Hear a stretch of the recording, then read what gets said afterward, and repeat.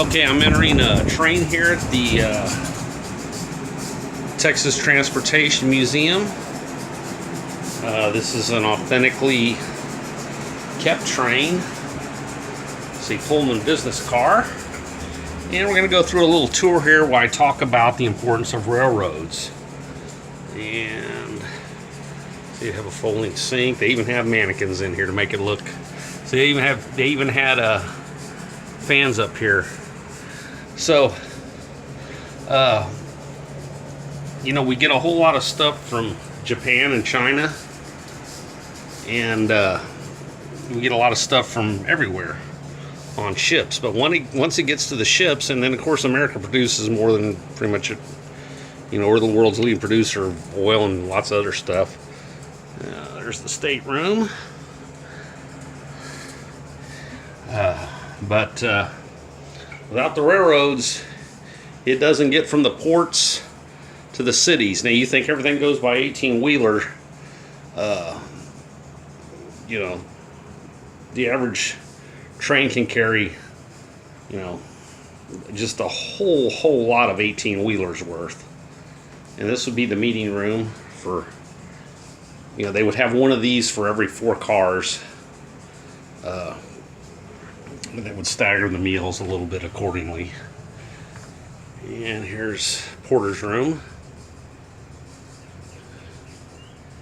And he would be on call 24 hours a day. There you go. And here we go. This is where they would make all the food for. They just had little kitchens everywhere. Nothing fancy, but I mean, you'd have eggs, bread, vegetables.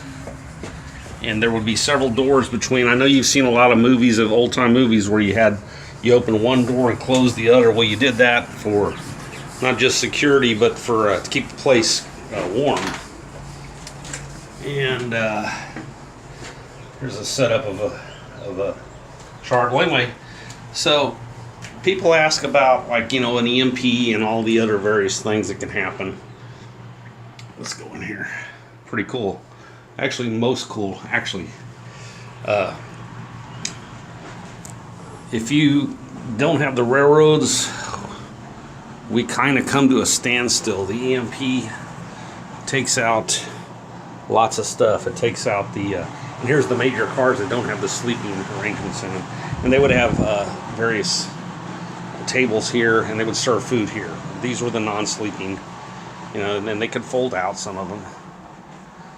And the guy from Days Gone By going somewhere. So, you know, about 60% of everything comes through the trains. Pretty much everything from overseas, unless you live right next to one of the port cities. So I highly encourage you to come see the Texas Transportation Museum. This is how we move people pretty fast back in the day, with a little bit of luxury.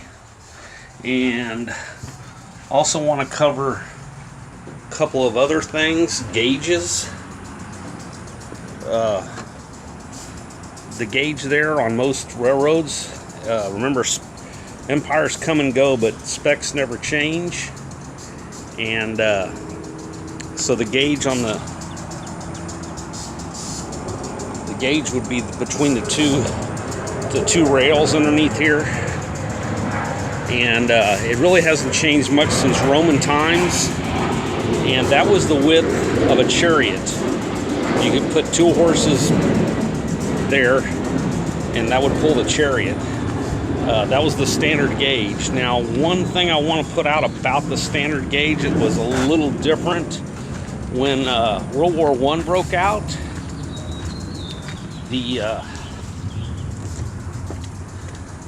The Russians, because of the Schlieffen Plan, they didn't really guard the